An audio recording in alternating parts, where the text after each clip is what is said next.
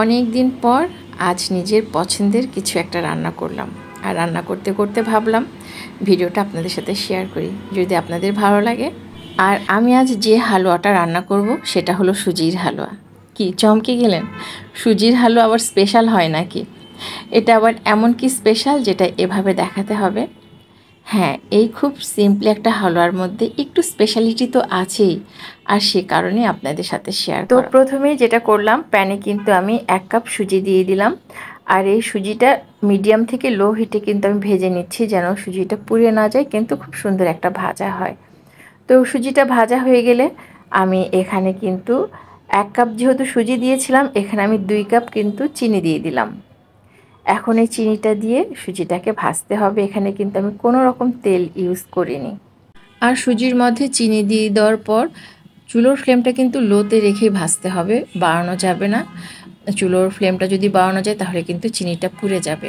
আর এভাবে অনবরত নেড়ে নেড়ে একদম সুজির সাথে চিনিটা কিন্তু একদম লিকুইড হয়ে যাবে, এই যে দেখতেই পাচ্ছেন। এই পর্যায়ে এখন আমি কিন্তু এলাচ গুঁড়োটা দিয়ে দিচ্ছি। আর আমার সুজির ক্যারামেলটা কিন্তু একদম পারফেক্টভাবে তৈরি হয়ে গেছে।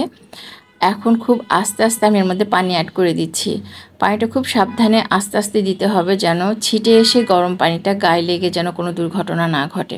আর এদিকে এই পানির পরিমাণটা কিন্তু হবে সুজির হালুয়া রান্না করতে গেলে যতটুকু পরিমাণ পানি দিতে হয় ঠিক ততটুকু পরিমাণেই পানি ইউজ করতে হবে। আর পানি দেওয়ার পর একদম শক্ত হয়ে যাবে, তখন এটা নাড়াচাড়া করার কোনো দরকার নেই, জাস্ট আমি একটু ঘুরিয়ে দিচ্ছি। তারপর আমি ঢাকনা দিয়ে এটাকে ঢেকে দিব। আর আমি সামান্য পরিমাণ লবণ অ্যাড করে দিচ্ছি টেস্টটাকে মিনিমাইজ করার জন্য। এটা এখন আস্তে আস্তে বয়েল হতে থাকবে।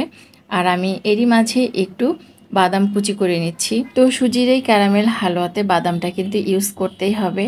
এই বাদাম ইউজ করলে কিন্তু টেস্টটা আরও কয়েক গুণ বেড়ে যায়। আর এই বাদামটার মধ্যে আমি দুটো ইউজ করি, একটা হলো পেস্তা বাদাম আর একটা হলো ক্যাশু নাট। তো ক্যাশু নাটটা যেহেতু শেষ হয়ে গেছে তাই আমি শুধু পেস্তা বাদামটাই গ্রেট করে নিলাম।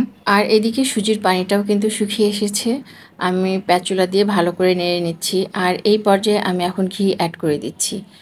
এই পর্যায়ে ঘিটা দিলে হয় কি, ঘিয়ের টেস্টটা যেমন পাওয়া যায় আর স্মেলটাও কিন্তু দারুণ থাকে।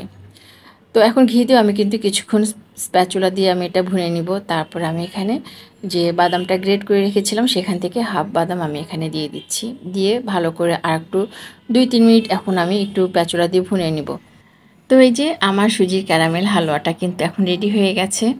এখন আমি এটা সার্ভিসিং ডিশে এটা আমি নিয়ে নিয়েছি। এখন প্যাচুলাটা দিয়ে ভালো করে আমি এটা একটা শেপ দিয়ে নিলাম। আর তারপরে আমি যে বাদাম, যেটা বাকি বাদামটা আমি উপরে একটু টপিং করে নিচ্ছি। তো ভিউয়ার্স, এই ছিল আমার সুজির ক্যারামেল হালুয়া। তো দেখতে কেমন হয়েছে অবশ্যই জানাবেন। আর খেতে যে কি মজার হয়েছিল সেটা তার তো না খেলে বোঝা যাবে না, তাই না? তাই আশা করব আপনারাও অবশ্যই বাসায় বানিয়ে খাবেন। আর হ্যাঁ, এই হালুয়াটা কিন্তু ফ্রিজে রেখে ঠান্ডা করে খাওয়ার চাইতে রান্না করার পর যখন নর্মাল টেম্পারেচার আসবে সেই সময় খেলে কিন্তু এটা অরিজিনাল টেস্টটা পাওয়া যাবে। এটার স্বাদ এবং স্মেল দুটোই কিন্তু অসাধারণ। তাই যেদিনকে বানাবেন এটা সেদিনকেই খাওয়ার চেষ্টা করবেন। তো ভিউয়ার্স, এই ছিল আমার আজকের সুজির ক্যারামেল হালুয়ার রেসিপি। কেমন লাগলো অবশ্যই জানাবেন। আসসালামু আলাইকুম সবাইকে। ভালো থাকবেন, সুস্থ থাকবেন। আল্লাহ হাফেজ, টাটা।